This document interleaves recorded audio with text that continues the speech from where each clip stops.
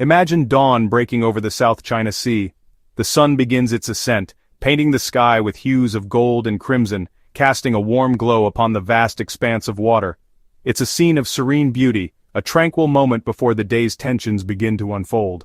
A lone Philippine Coast Guard vessel, small but determined, cuts through the waves, its engines humming against the backdrop of the open sea. It's a symbol of sovereignty, a guardian patrolling its nation's maritime borders. The vessel is tasked with delivering essential supplies to a small contingent of Philippine Marines stationed on a rusted World War II-era ship. This relic of a bygone era serves as a stark reminder of past conflicts and present-day challenges. The dilapidated ship is intentionally grounded on a remote shoal, a strategic but vulnerable position in the shallow waters. It stands as a physical marker of a territorial claim, a defiant assertion of sovereignty in a contested sea.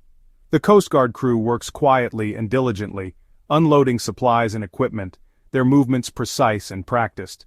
They are surrounded by the endless ocean horizon, a constant reminder of their isolation and the vastness of their responsibility.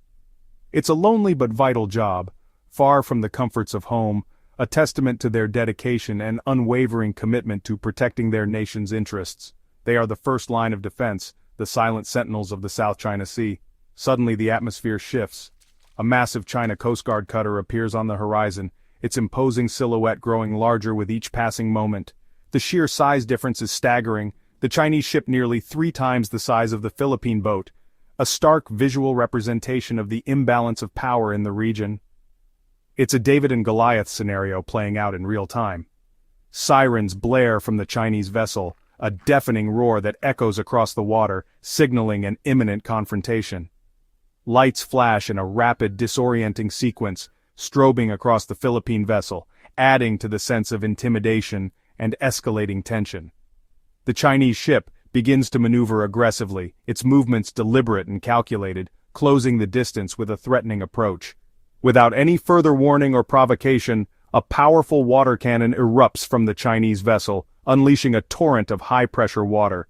The force of the water slams into the smaller Philippine vessel with tremendous impact, rocking it violently from side to side.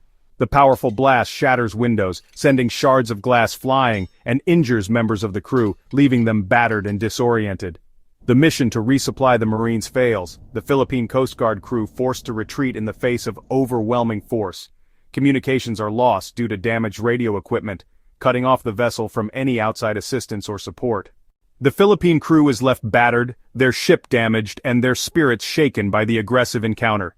This isn't a scene from a fictional movie, it's a recurring reality in the South China Sea, a pattern of harassment and intimidation. It's a modern-day David and Goliath story played out on the open water, with real consequences for those involved. A small Coast Guard crew facing overwhelming odds, isolated in a remote ocean standing up for their nation's rights. But imagine a different outcome, a scenario where the balance of power is not so heavily skewed. What if next time the Philippine boat is flanked by allied ships, sailing in formation, a symbol of unity and shared commitment? One of those ships is American, a powerful U.S. Navy vessel, a sign of support for international law and freedom of navigation. Another is Japanese, a modern and capable ship from the Japanese Maritime Self-Defense Force, demonstrating regional solidarity. Their combined presence sends a clear and unmistakable message: aggression will not be tolerated and international norms must be respected. The water cannons stay silent, the threat of force neutralized by the presence of a united front.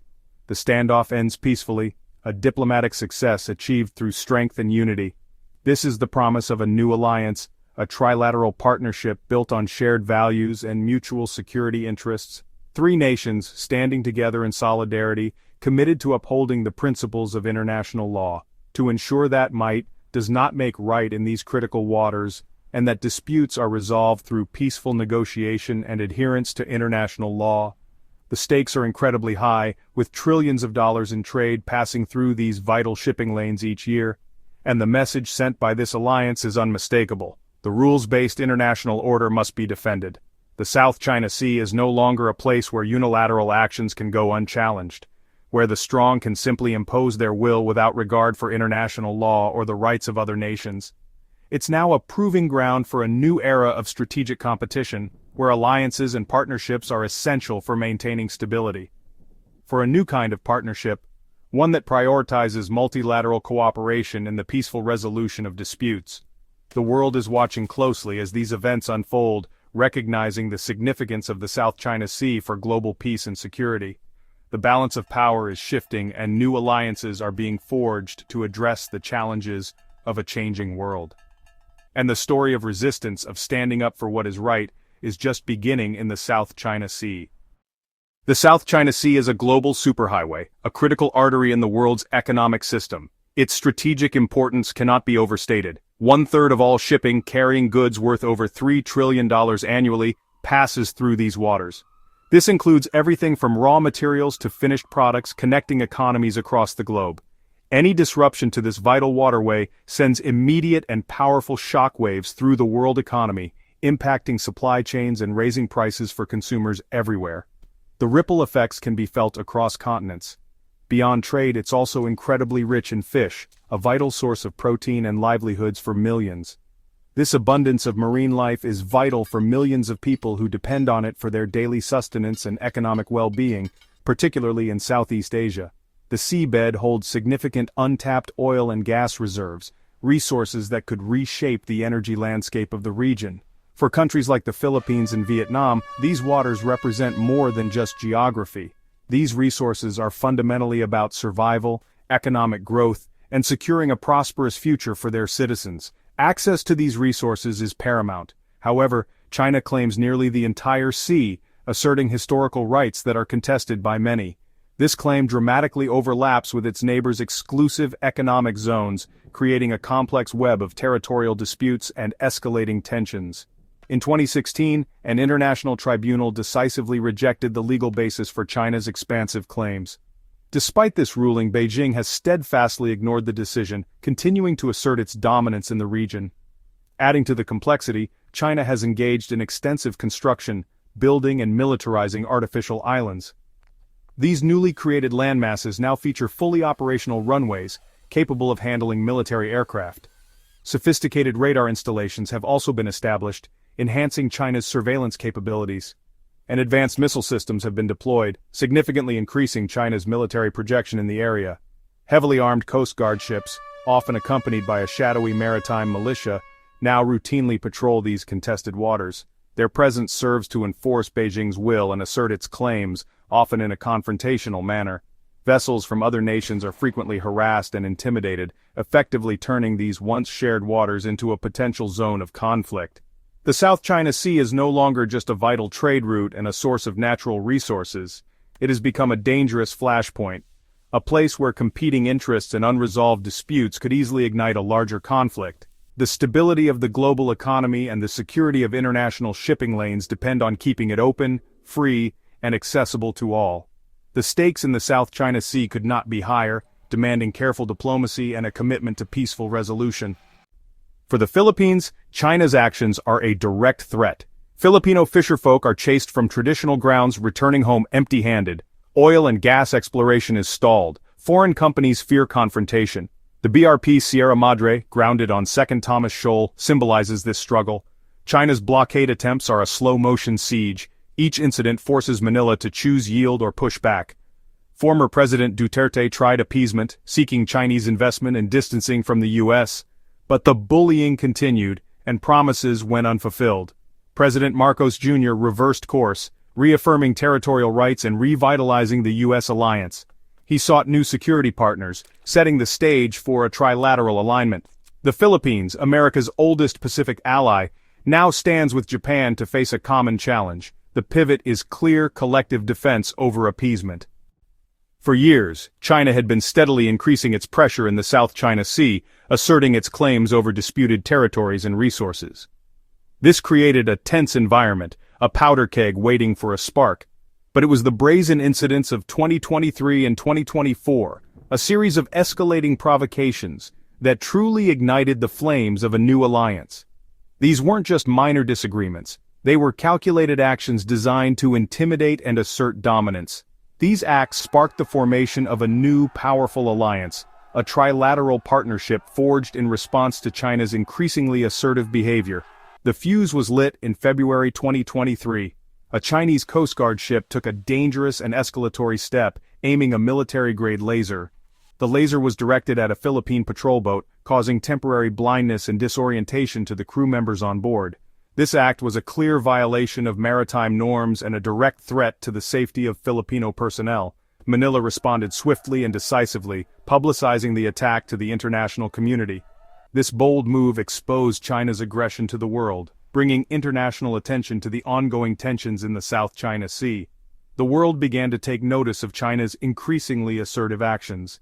Each new provocation, each act of aggression, whether it was water cannon attacks, dangerous ramming maneuvers, or even the boarding of Philippine vessels, only served to strengthen Manila's resolve to stand up to China's bullying tactics. The Philippine government made a strategic decision to invite foreign journalists, allowing them to witness these dangerous confrontations firsthand and report on them to the world.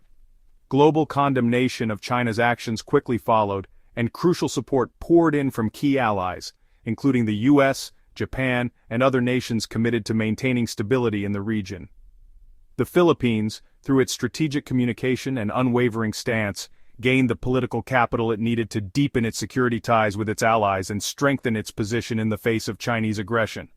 Just days after the laser incident that sparked international outrage, the U.S. secured access to 4 additional Philippine military bases, significantly enhancing its strategic presence in the region.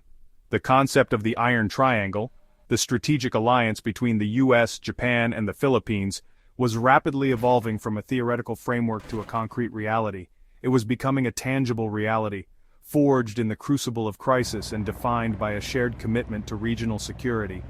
The world watched with keen interest as this new alliance took shape, recognizing its potential to reshape the geopolitical landscape of the Indo-Pacific. Japan's role in the alliance is remarkable.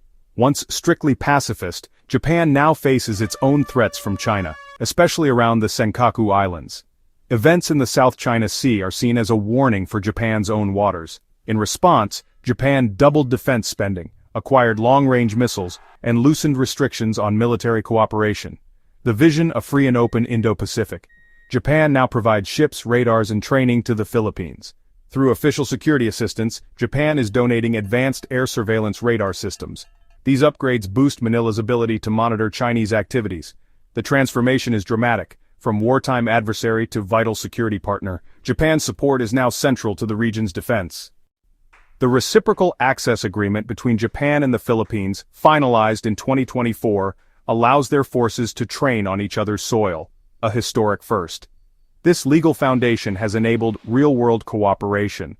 In June 2023, the US, Japan, and the Philippines held their first trilateral maritime exercise. These drills, now larger and more complex, include amphibious landings and operate inside the Philippines' exclusive economic zone. The U.S. is upgrading Philippine bases, building new runways and facilities for rapid response. Joint exercises and infrastructure upgrades create a credible deterrent. The message to Beijing aggression will meet a coordinated response. The alliance is no longer just talk, it's operational. The region's security architecture is being rebuilt in real time. The stakes are unmistakable. The trilateral partnership is now visible in contested waters. After Chinese provocations, the Philippines invited allies for joint patrols near Scarborough Shoal. U.S., Japanese, and Australian ships sailed in formation, backed by American surveillance aircraft. These patrols are becoming routine, signaling unity and resolve. Japan's advanced radar systems give the Philippines real-time maritime awareness. The U.S. is increasing its military presence, deploying jets and patrol planes from Philippine bases. New equipment, drones, helicopters, missile systems, levels the playing field. The goal, a seamless, networked defense with all 3 allies sharing information and coordinating instantly. Deterrence by presence is the strategy. The cost of aggression is rising for Beijing. Why this 3-nation group, when larger organizations exist? ASEAN operates by consensus, often stalling strong action. The Quad's focus is broader, and its members have different priorities. The U.S., Japan, Philippines minilateral is agile and focused. All 3 share a direct concern, countering Chinese maritime coercion. Treaty alliances and decades of trust allow rapid action. When a Philippine vessel is harassed, the trilateral can respond within days. It complements, not replaces, larger forums. For pushing back against gray zone aggression, this tight-knit team is proving most effective. It's a new model for international security. The US-Japan-Philippines alliance marks a turning point in Indo-Pacific security. No longer are smaller nations isolated in the face of Chinese pressure. This partnership upholds a rules-based order where law, not force, governs the seas. The Philippines provides the front line and legitimacy. Japan brings economic and technological power. The US anchors the alliance with global reach. The goal is deterrence, not provocation. A unified presence aims to convince Beijing that coercion is futile. The stability of the South China Sea is a global concern. By standing together, these nations offer a new model of collective security. The future of the region is being shaped, right now.